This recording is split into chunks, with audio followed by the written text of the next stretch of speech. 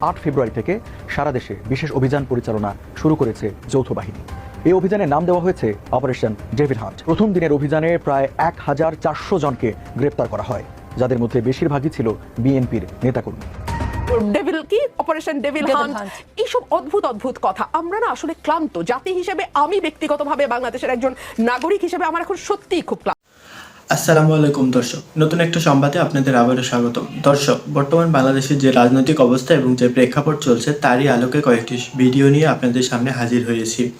দর্শক, ভিডিও শুরুটা দেখে হয়তো বুঝতে পেরেছেন আজকের খবরটা কতটা গুরুত্বপূর্ণ হতে চলেছে, তাই যারা ভিডিওটি অন করেছেন তারা না টেনে পুরো ভিডিওটি দেখতে থাকুন, তাহলে মূল বিষয়টি বুঝতে পারবেন। দর্শক, আর যারা এখন আমার চ্যানেলটি সাবস্ক্রাইব করেনি তারা দয়া করে চ্যানেলটি সাবস্ক্রাইব করুন। তো দর্শক, বেশি কথা আর বলবো না, চলুন ফিরে যাই আজকের নতুন খবরে, দেখি কি আছে আমাদের তাজা খবরে। চলুন। গত 7 ফেব্রুয়ারি রাতে গাজীপুরে বৈষম্যবিরোধী আন্দোলনের কর্মীদের ওপর হামলার পরিপ্রেক্ষিতে 8 ফেব্রুয়ারি থেকে সারা দেশে বিশেষ অভিযান পরিচালনা শুরু করেছে যৌথ বাহিনী। এই অভিযানের নাম দেওয়া হয়েছে অপারেশন ডেভিল হান্ট।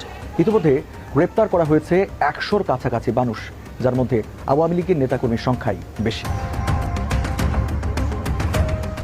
এর আগে 2002 সালে বিএনপি জামায়াত সরকারের আমলে সন্ত্রাস বিরোধী একটি অভিযান পরিচালনা করা হয়, যেটি ব্যাপক আলোচনার জন্ম দিয়েছিল। তখন 2002 সালে বিএনপি ক্ষমতায় আসার 1 বছরের মধ্যে আইন শৃঙ্খলা পরিস্থিতির চরম অবনতি হয়। হত্যা এবং ডাকাতি সহ নানা ধরনের অপরাধমূলক কর্মকাণ্ডে বেসামাল হয়ে পড়ে খালেদা জিয়ার নেতৃত্বে 4 দলীয় সরকার। এরপর খালেদা জিয়ার জাতির উদ্দেশ্যে দেওয়া এক ভাষণের পর 2002 সালের 17 অক্টোবর থেকে সারা দেশে একযোগে অভিযান শুরু করে সেনাবাহিনী। এই অভিযানের নাম দেওয়া হয় অপারেশন ক্লিন হার্ট। বিবিসি বাংলার এক প্রতিবেদনে বলা হয়, মধ্যরাতে মোবাইল ফোন নেটওয়ার্ক বন্ধ করে দিয়ে অভিযান শুরু হয়। সেনা অভিযান শুরুর আগে পুলিশকে কিছুই জানানো হয়নি। সেনা সদস্যদের গাড়ি যখন রাস্তায় নামে তখনই সবাই বুঝতে পারে যে অভিযান শুরু হয়েছে, যদিও সরকারের তরফ থেকে বলা হচ্ছিল যে এটি সেনাবাহিনী, পুলিশ, বিডিআরের যৌথ অভিযান। প্রকৃতপক্ষে পুরো অভিযান পরিচালনা করে সেনাবাহিনী। তৎকালীন বিভিন্ন সংবাদপত্র পর্যালোচনা করে দেখা যায়, প্রথম দিনের অভিযানে প্রায় 1400 জনকে গ্রেপ্তার করা হয়, যাদের মধ্যে বেশিরভাগই ছিল বিএনপির নেতাকর্মী। সেনা সদস্যরা তালিকাভুক্ত অপরাধীদের বাইরেও বিভিন্ন রাজনৈতিক দলের নেতাদের বাড়িতেও অভিযান চালায়। জাতীয় সংসদের তৎকালীন চিফ হুইপ খন্দকার দেলোয়ার হোসেনের ঢাকার বাসায় অভিযান পরিচালনা করা হয়। তার বাসায় তল্লাশি চালিয়ে 2টি আগ্নেয়াস্ত্র উদ্ধার করা হয়। তৎকালীন স্বাস্থ্য প্রতিমন্ত্রী আমান উল্লাহ আমানের গাড়িবহর সাভার অতিক্রম করার সময় সেনা সদস্যরা সেটি থামিয়েও তল্লাশি করে। ক্ষমতাসীন দলের পাশাপাশি তৎকালীন বিরোধী দল আওয়ামী লীগের সিনিয়র নেতাদের বাসায় তল্লাশি চলে। আওয়ামী লীগ নেতা আমির হোসেন আমু, আব্দুল জলিল, শাহ AMS কিবরিয়া, আবুল হাসনাত আবদুল্লাহ এবং শেখ ফজলুল করিম সেলিমের বাসায় অভিযান চালায় সেনাবাহিনী। বাসা তল্লাশির পর শেখ সেলিমকে গ্রেপ্তার করা হয়।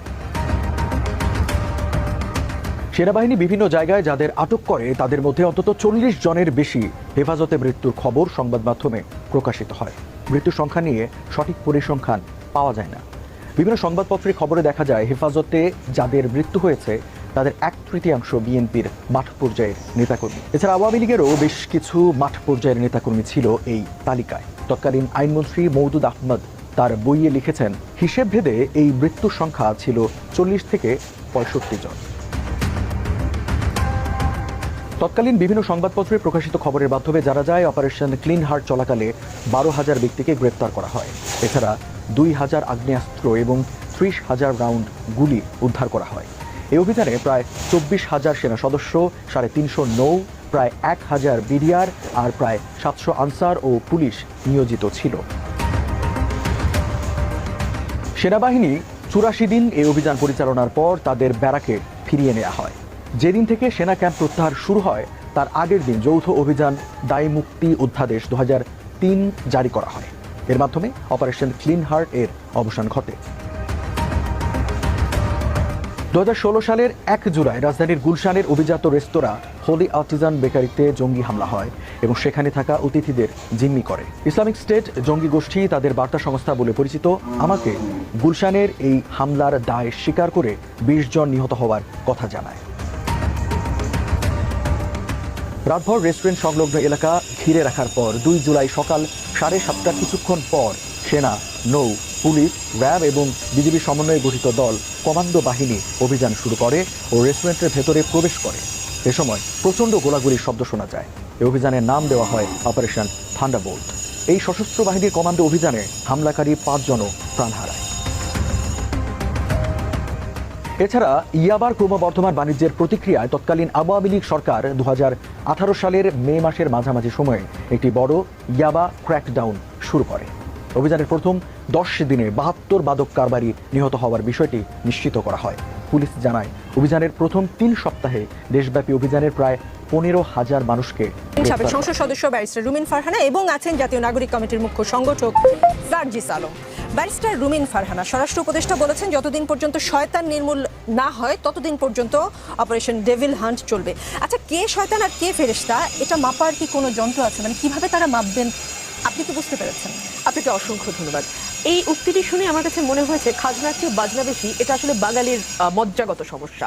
আপনি দেখেন, পুলিশ, আর্মি, বিজিবি, র্যাব, তাদেরকে আমরা নষ্ট করলাম, মানে সরকারে যারা ছিল তারা নষ্ট করলো, কিন্তু এক শুভ সকালে তাদের পোশাক পরিবর্তন করে আইডিয়া করা হলো এবার তারা ঠিকঠাক মতো কাজ করবে।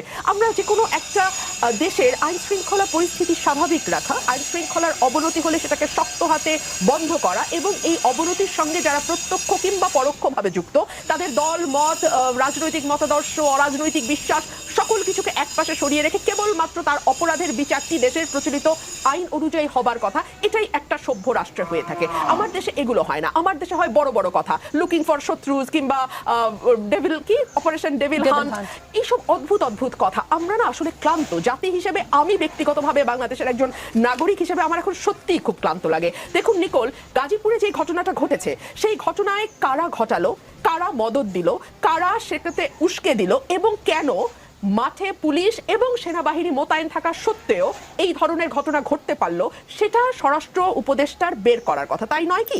কিংবা ধরুন 32 নম্বরে 2 দিন যাবৎ একটি বাড়ি ভাঙা হলো, মাটির সঙ্গে মিশিয়ে দেয়া হলো, আগুন দেয়া হলো এবং মানে এক ধরনের উৎসব মুখর পরিবেশে পুরো ঘটনাটি ঘটলো এবং তারপরে আমরা দেখলাম সরকার নিন্দা জানাচ্ছে।